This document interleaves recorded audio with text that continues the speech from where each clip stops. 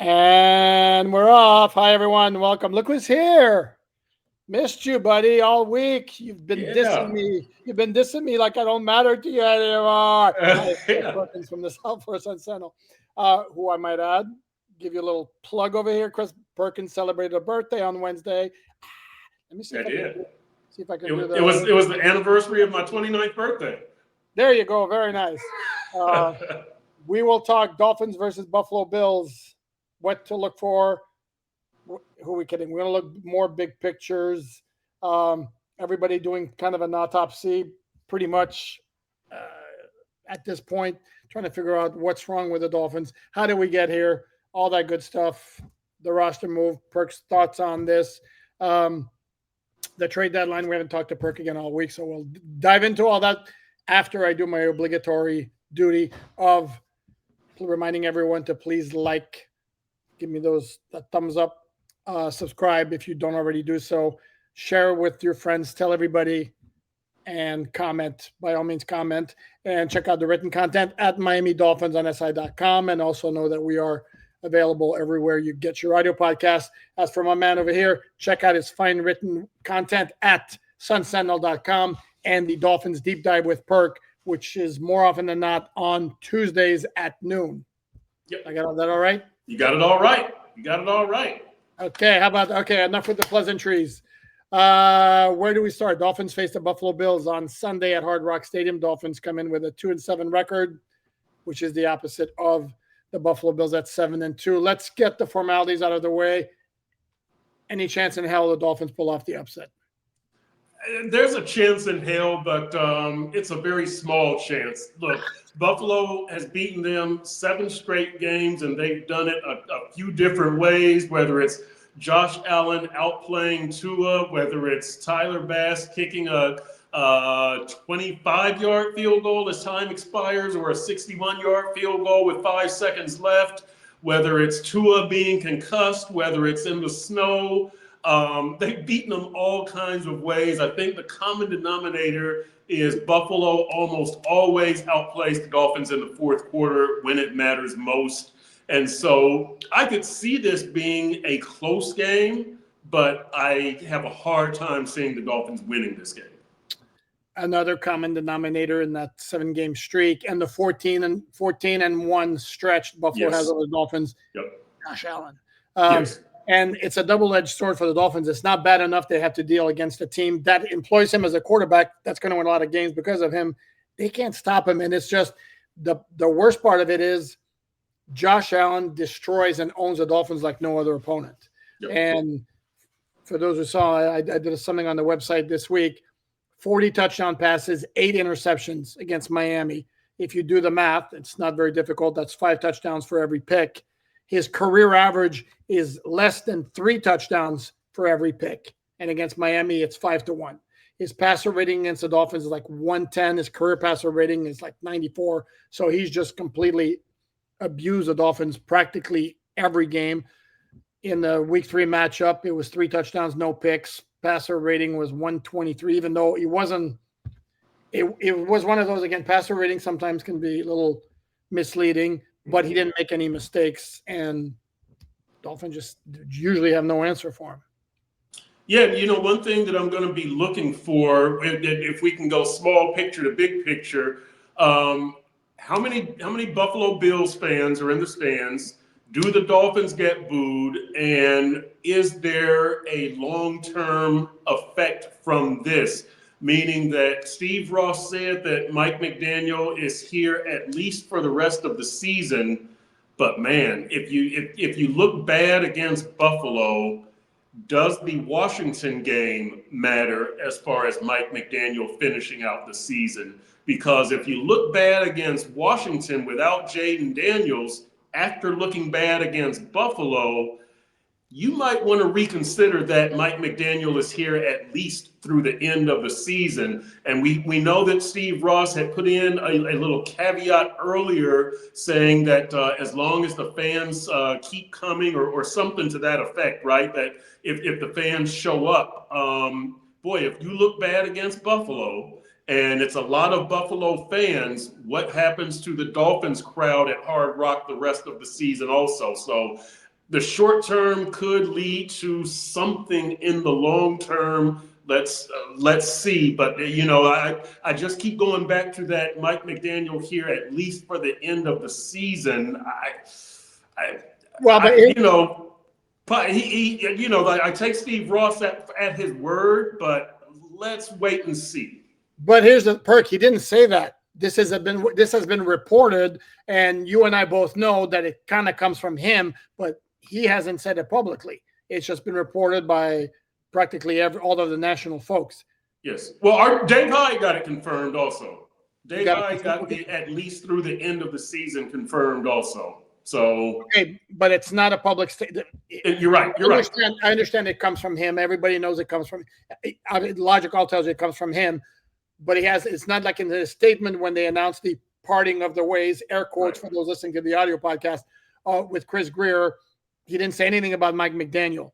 And the weird part to me about his statement, if you recall, at the end of it is like, we're going to look moving forward, looking for a vision for the future, which basically tells me you don't have one right now. And it's kind of clear by doing the half measure. And to me, this reeked of throwing the fans a bone because the fans wanted some meat after that game against Baltimore. And you mentioned you're curious to see if they'll be booing. I'm going to go out on a limb and say the Dolphins go 3 and out on offense first time they have the ball. Oh, they'll be booing. Yeah, I agree. It will not take long. And I'm with you on that could play a role at some point, because it's interesting too. Joe Banner had a very good interview on the Rich Eisen show where he was dissecting the state of the Dolphins and how have they gotten here and how did they get out of it. And he mentioned like the biggest job of the owner is to keep the fans satisfied, usually by winning games. And Dolphin fans, spoiler alert, not very satisfied right now. No. And they could use some wins. And look, they could use seeing this team have some semblance of emotion and fire and order, as opposed to some chaotic moments that we've seen on the field. So I think a lot of things are going to matter in the eyes of fans. We'll see if it matters in the eyes of Steve Ross. Probably will matter in the eyes of players, because I do think that we're at the time where the players have tuned out Mike McDaniel. As I've said, I think they're going to like Mike, they're going to respect Mike, but they're not always going to listen to Mike. And I think we're at that time where they've tuned Mike out. We keep seeing all these repeated mistakes as far as penalties and operational mistakes, things that should be corrected by week 7, 8, and 9. We see them repeated, and that kind of tells me that players have kind of tuned out their coaches to a certain extent. So we'll see if this worsens or if it improves. I think if you see signs of improvement, even if the Dolphins don't win, as long as they don't get blown out, signs of improvement in the operation will work in McDaniel's favor. No, completely agree. And I made the point, I think it was on yesterday's episode, that I generally think of Mike McDaniel as a pretty good coach, clearly good offensive mind. But against Cleveland and against Baltimore, the Dolphins did not look like a well-coached team. And I mean, not in the remotest. And that reflects on Mike McDaniel. And that gives us the other question. Before I get to it, and remind me if I forget, which is basically the quality of the roster. Yep.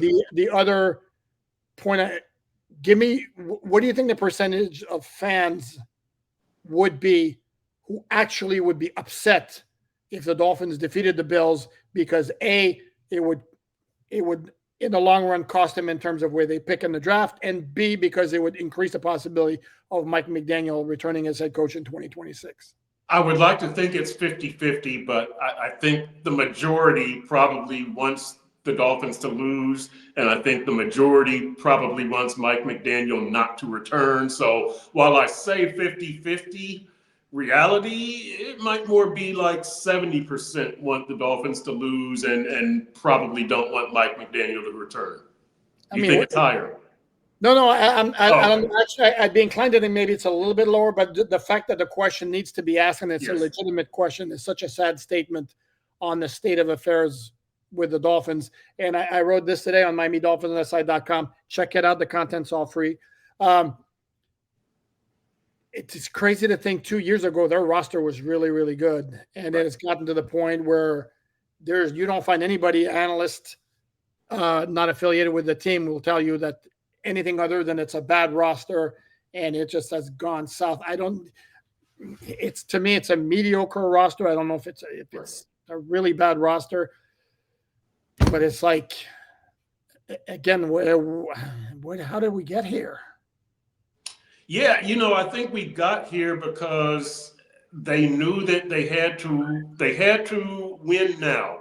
The route they were going with veterans and free agents, the age, the injury history, the expense, they knew they had about like a 3 year window. Well, guess what? 3 years is over.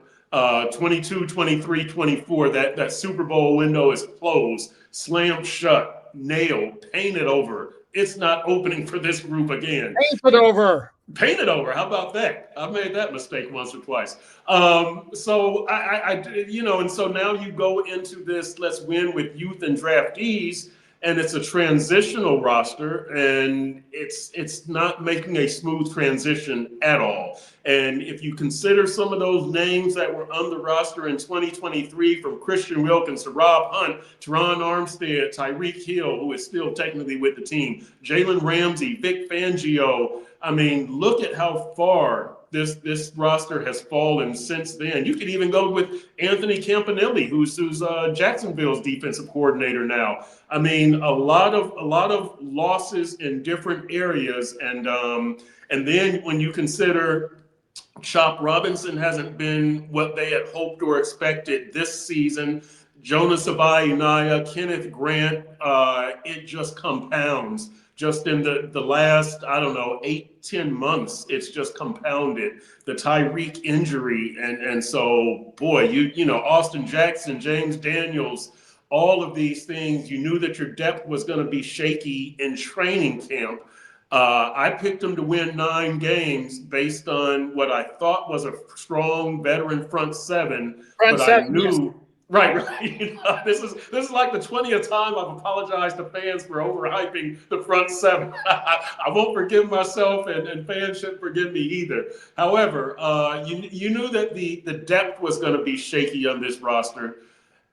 But man, it goes beyond that. It goes to the performance, like we say, the operational errors, and just the penalties, and roughing the punter, running into the punter, allowing the kickoff return touchdown, late game interceptions, not producing turnovers, not getting to the quarterback, just all these things that have just compounded. It's not just a bad roster, it's everything associated with this team. Is Most things are mediocre at best, right? Devon Achane has been really good. Waddle has been pretty good. A lot of the other factors, Patrick Paul has been pretty good, but a lot of the other factors, players, units have just been not very good to terrible. No, and what's the name of it? Because I did that story, and then another name too, Andrew Van Ginkel. Was like, Yes, yep. so yeah, it's a combination of the Dolphins went for it, and there were going to be sacrifices that need to be made down the road because they went big money on some older guys. Then there was some bad luck. Connor Williams, Tyreek Hill this year, Austin Jackson this year. Although the argument can be made, you should have known he's going to get hurt because he's not proven to be very durable. And then some bad decisions of guys that should have more of an effort should have been made to be kept. And then some age as well with Armstead and Xavier Howard are the two guys who come into play here.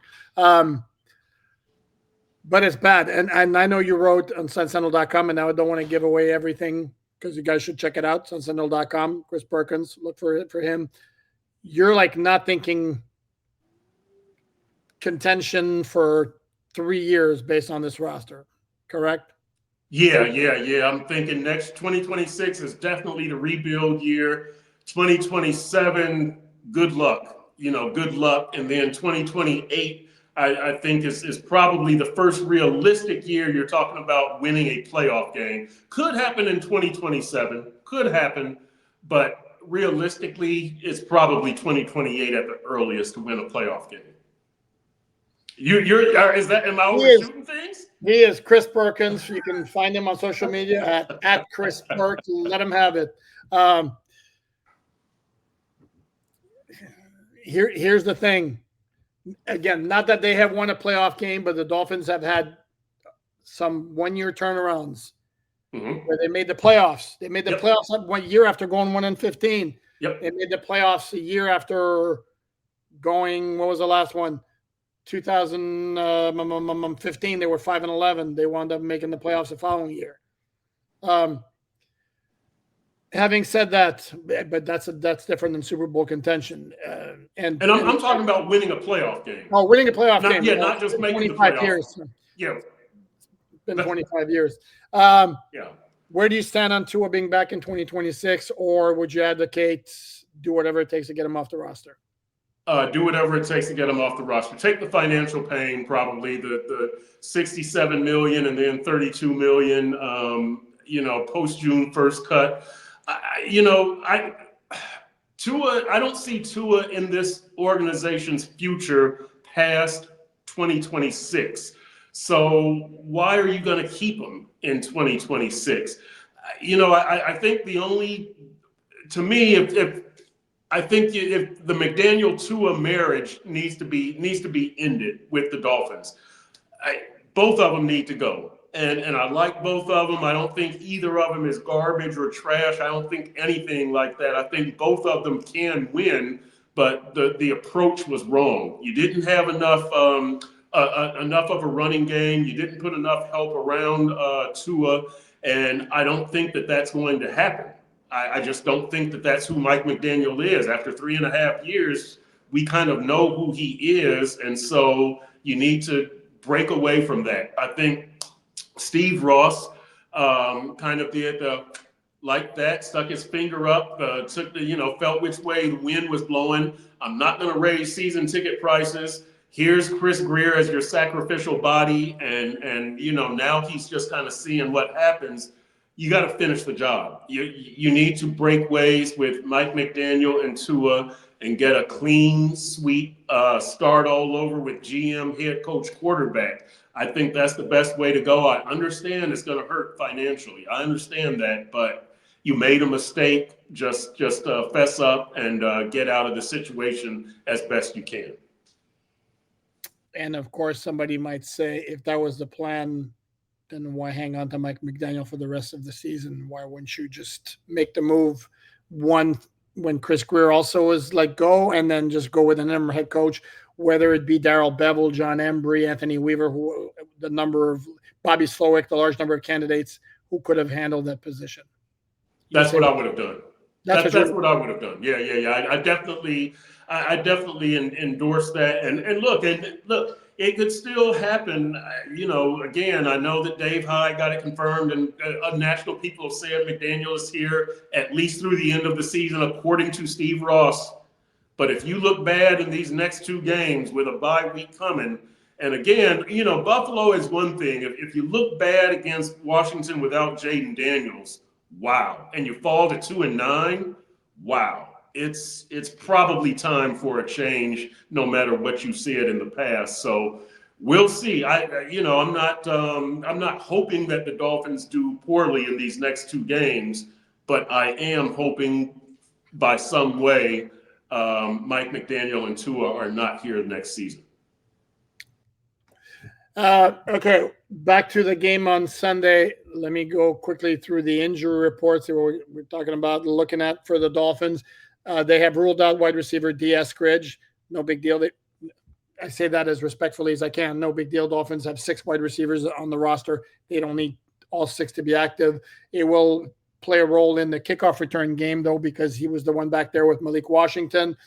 Without him there, it may be Ali Gordon too, if he winds up playing, because he's listed as questionable with an ankle injury, which means all logic. And if it doesn't happen, I'm going to go nuts as I go if Jalen Wright is not active, because that's stupid to me that he wasn't active against Baltimore. Different topic. Rasul Douglas and Chop Robinson both listed as doubtful. Chop Robinson remains in the concussion protocol, but he practiced on Friday for the first time this week, was limited. Rasul Douglas didn't practice all week, and Mike McDaniel said before practice, the spiel about, if anybody can do it, it's him. He's a pro and all that. You don't practice all week and you play cornerback and you have foot and ankle issues. Let's just say you're doubtful is pretty much not playing. And then you had three more guys who were questionable. That would be Ashton Davis, fellow safety Ifatu Melifonwu. I know, shocker that he's on the injury report. This is questionable. I know, Perk. I know you're very surprised. And then Julian Hill, ankle injury. And with Julian Hill, here's prediction. It's really not a big stretch. And I wrote about this on MiamiDolphinsOnTheSide.com. So you already know what I'm going to say if you read the story, as you should. Dolphins waive Tanner Connor on Thursday. They're going to re-sign him to the practice squad on Saturday and elevate him for the game against Buffalo. And then that'll give him 3 if Julian Hill plays, Greg Dulcich being the other one. And if Julian Hill can't play, then either they'll go with 2 or they'll elevate Hayden Rucci for a 3rd consecutive game. And also with Chop Robinson not playing, Andre Carter 2 having been here 3 days, I would look for Quentin Bell to be elevated for a 3rd time or simply signed to the 53 now that the Dolphins have an open spot on the roster. You buying any of those predictions, moves? Yeah, no, I'm buying all of them. And I just don't feel good about the defense if Rasul and Chop are not playing. I didn't feel good about the defense anyway. But Rasul has been your most consistent cornerback. And then Chop has gotten off to a slow start, but I really, for some reason, Poop, I think there's a big difference between Chop and Matthew Judon and Quentin Bell. I think there's a drop-off there. I agree. Yeah, and it doesn't really make sense when you say that Chop is having a down year, but there's a drop-off, wins above replacement or whatever you want to say. But I know, sabermetrics or whatever it's called. Right, sabermetrics. There you go, man. That's when you got to be old to understand that. But yeah, I just, man, and you got James Cook and Josh Allen rolling into town, and it's just not a good formula for this Dolphins defense. Heck, even Dalton Kincaid, when you talk about the covering tight ends and you could be, your safeties could be hobbled at best, or you could be down a safety or two. I worry more about the defense than the offense in this game, and we'll see what the defense can come up with, but especially those edge rushers and setting the edge and getting after Josh Allen and offering some help for the secondary, it's not stacking up very well for the Dolphins. Yeah, and the loss of Rasul Douglas, or the expected loss of Rasul Douglas for this game, the Bills don't necessarily have a great wide receiver core. In fact, there were a lot of people up there who are not happy that they didn't trade for a wide receiver at the deadline. But where Josh Allen is making a lot of his money is with the tight ends. Dalton Kincaid is very good. Dalton Kincaid. Let me pronounce it correctly. Dawson Knox is very good, and they have a rookie from Georgia Tech who actually scored a touchdown against the Dolphins in week 3, unless I'm mistaken. That's Jackson Hawes from Georgia Tech, who's a good-looking rookie tight end, among others who the Dolphins could have had but didn't. But, yeah, and you mentioned the 2 safeties, and the Dolphins, by the way, had 3 on the 53, 3 other ones, Minkah Fitzpatrick, Elijah Campbell, and Dante Trader Jr., unless my eyes are not working and I miss somebody. They don't have anybody on the practice squad since John Saunders Jr. was poached by the Patriots. Right. Gordon Colbert's listed as a safety on the Dolphins roster, but he's been working with the linebackers since the start of the regular season. So my guess is the Dolphins, if Davis and Melifonwu can't play, they would just go with 3 safeties. Even if they can play, it's a nice challenge there with those tight ends for the Bills. On the other side of the ball, one matchup I'm very interested in seeing if this is how Buffalo matches up, because that first-round pick of theirs who just got into the lineup, Maxwell Hairston. Yes. That dude can run. I mean, he was running downfield with Xavier Worthy last week against Kansas City, and stride for stride, and Xavier Worthy can fly. So that's an interesting matchup I'm looking for. The Bills ruled out 2 players, AJ Epinesa, Shaq Thompson.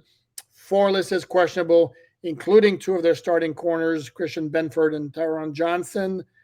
along with Daquan Johnson, Joshua Palmer. For those, I know somebody, I don't know who it was, and I don't mean to, what's the word I'm looking for, throw any of my media colleagues under the bus, but there was a question asked of Mike McDaniel on Wednesday, or one of the coordinators, about if James Cook can't play because he didn't practice on Wednesday. Guess what? He's not on the injury report anymore. So right. Those Wednesday injury reports, generally speaking, don't overreact to those. James Cook is playing, so is Terrell Bernard, so is Joey Bosa. So yeah, Buffalo has most of their play. And most importantly, so is Jordan Phillips. Not the Dolphins Jordan Phillips, the old Dolphins Jordan Phillips. That's right. And Bosa and James Cook are both making homecomings. So they're both from here. James Cook, Miami Central, and Bosa at St. Thomas. So you knew they were probably going to push themselves to be ready to play, and it appears that that's the case, that they've pushed themselves and they will play. So not good news for the Dolphins. You know who else is making a homecoming of sorts on Sunday?